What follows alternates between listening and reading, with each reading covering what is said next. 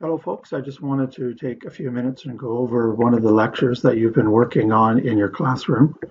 And we've been talking about elements, and you did a little bit of review on elements and the periodic table. So hopefully you've started to remember some of the stuff from grade 9 that you look at when you're using the periodic table. And then today's lesson was supposed to look at how to make something called ions, where the atoms that we find in the periodic table that are normally neutral lose electrons or gain electrons, and then they take on a charge. Just like when we did electrostatics in grade 10 and we used the little pith balls and we charged them up to be negative or positive by moving electrons onto an object or off an object.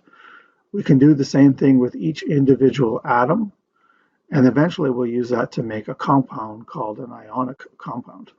But for today, we're going to focus on how to predict what kind of an ion an atom will form. So elements can be divided into two basic groups. And we can look at the periodic table to help us to decide what those elements are going to do when they go through a chemical change. And we're going to look at that right now. We'll just take a look, remind you how to determine if an element is a metal. So metals are in certain places on the periodic table, and we can look at the table and figure that out, or whether an element is a non-metal. And so those are the two things we want to try and be able to identify off the periodic table for this next activity. So if we go back to our periodic table, whenever you look at a table, there will typically be drawn using color or a line making it bold. There'll be a line that goes down the periodic table, something like that. And everything on this side of that line is called a non-metal. So things like sulfur, oxygen, phosphorus, and everything on that side of the line is considered a metal, like sodium, iron, and potassium. So if I was to say, okay, what is calcium? I find calcium right here. It's on that side of the line, so calcium is a metal. Whereas if we look at bromine, that's what the Br stands for. Bromine is a non-metal, and so we need to be able to find out which element is which as we move along here. Let's just compare the two couple of elements, though, just so we can remind ourselves what the differences are between two elements, one that's a metal and one that's a non-metal. So if we look at these two, one of these is a metal and one of them is a non-metal. If you go back to your periodic table and you look up where they are, and you can find magnesium right here. So it's on the metal side of the table, and you can find sulfur right there. So it's on the non-metal side of the table. So what does that do? Well, in terms of properties, we might remember some of these things. It changes the properties of these materials depending on what side of the table they're on. So something like magnesium will be shiny. And you might remember getting this list of properties last year in grade 9. Magnesium will conduct electricity. It will also conduct heat fairly well. So electricity and heat can be conducted by metals. And metals tend to be malleable, meaning you can hammer them and they don't shatter into a bunch of little pieces. They can be kind of shaped like a blacksmith would shape iron. And iron is malleable, not generally brittle. Right? Sulfur, on the other hand, because it's a non-metal, we can expect it to be dull.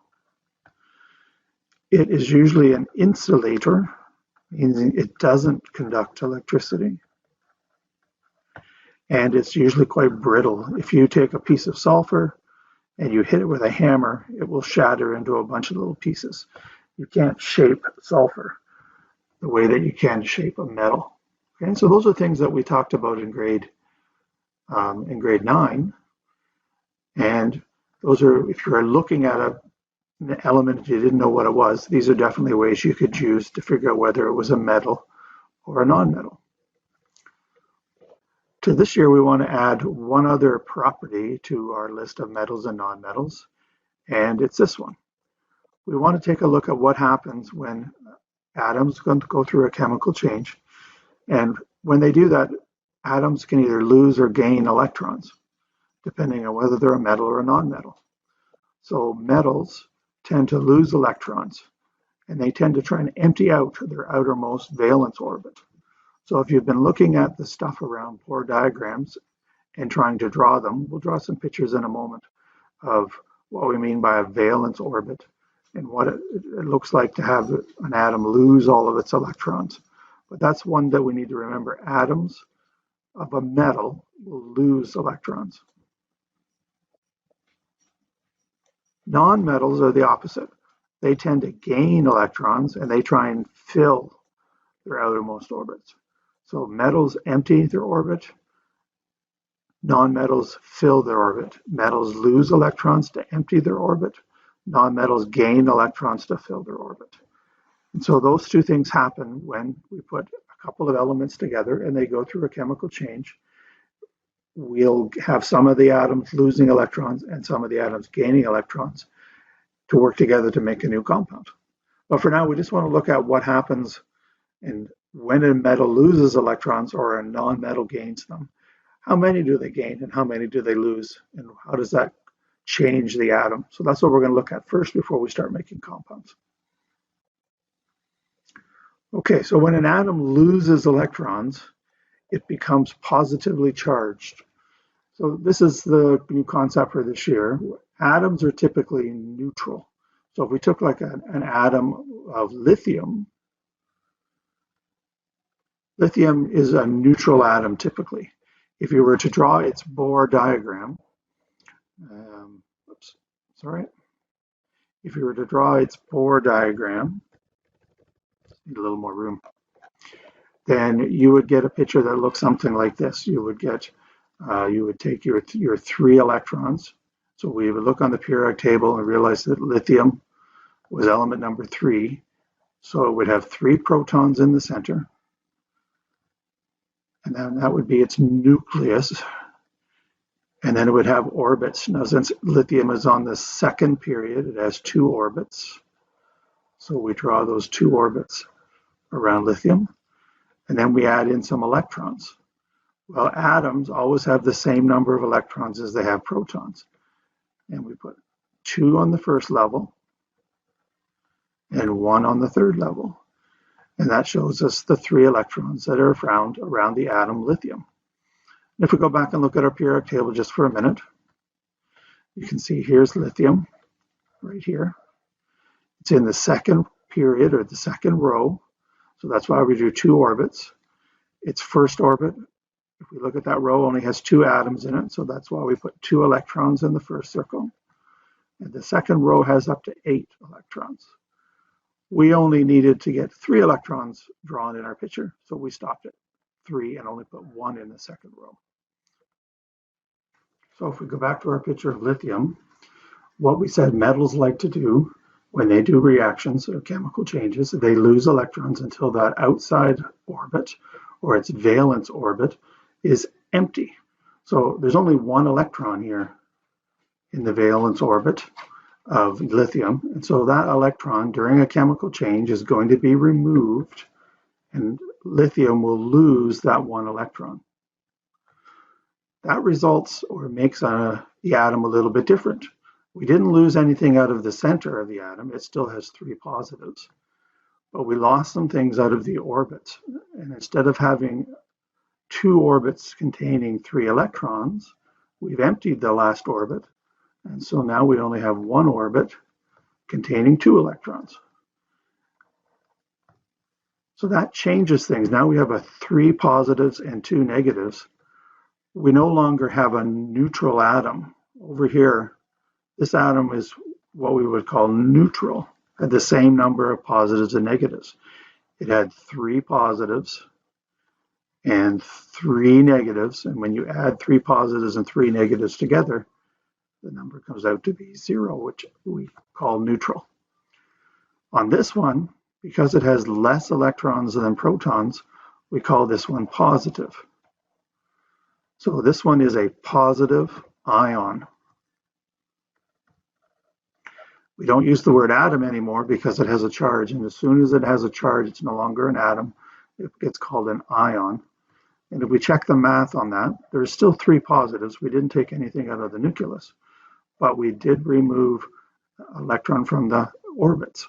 So now instead of -3, we only have -2. And so that comes out for a total of +1.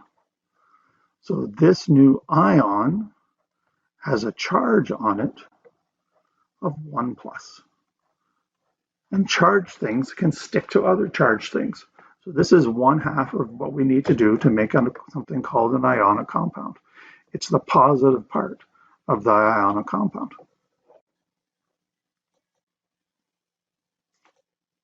If we go down here and we just look at the second example, we're going to make something that is a negative ion, because if you remember back from grade 9, we need a negative and a positive, and then they will stick together.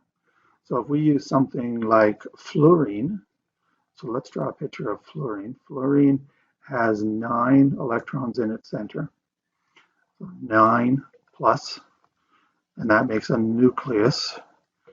It then has rings around it. Let's go see how many rings it has. So we check the periodic table. It's in the second row again. So it's going to have 2 rings around it.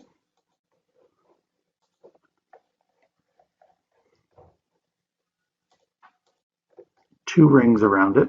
So we'll draw those 2 rings in. 1, not a very good ring, sorry. 2, and then we'll add in some electrons. Well, the first ring holds 2 electrons. That's not enough though, because we have 9 protons, so that means we need 9 electrons in total. So then we go 3 electrons, 4 electrons, 5, 6, 7, 8, 9. And that's what a neutral fluorine atom looks like. So fluorine has 9 protons and 9 electrons. Now this is a non-metal. Fluorine, if you look at the periodic table, it shows up on the non-metal side. So instead of losing electrons, non-metals tend to just fill up their last shell, their last orbit. So what we're going to do with fluorine is put an electron in here. We're going to gain an electron.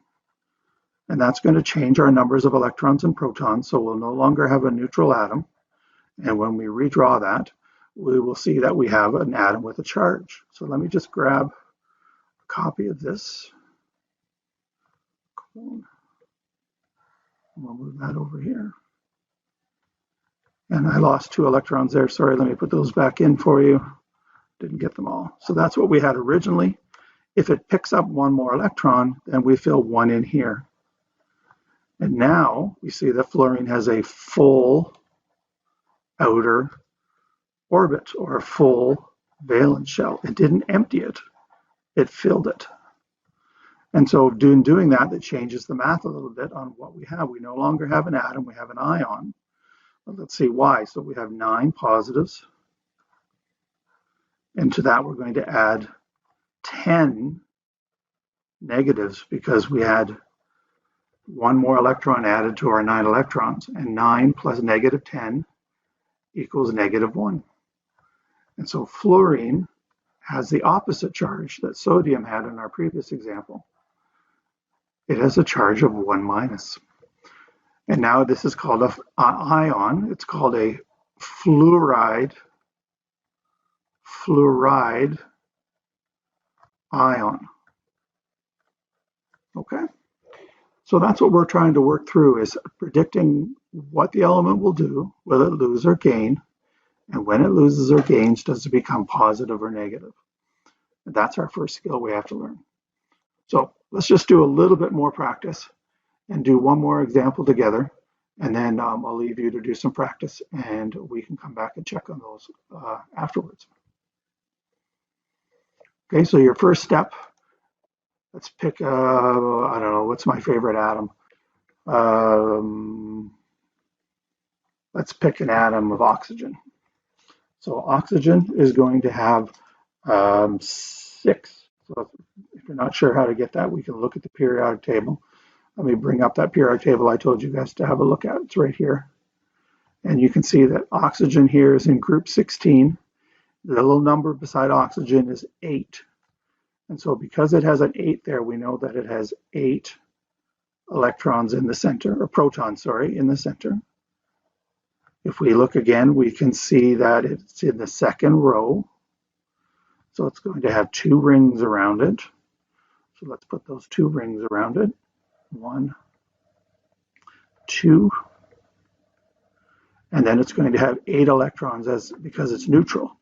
So we're going to have 1, 2, sorry, I forgot the first ring. 1, 2, 3, 4, 5, 6, 7, 8. And so that's an oxygen atom.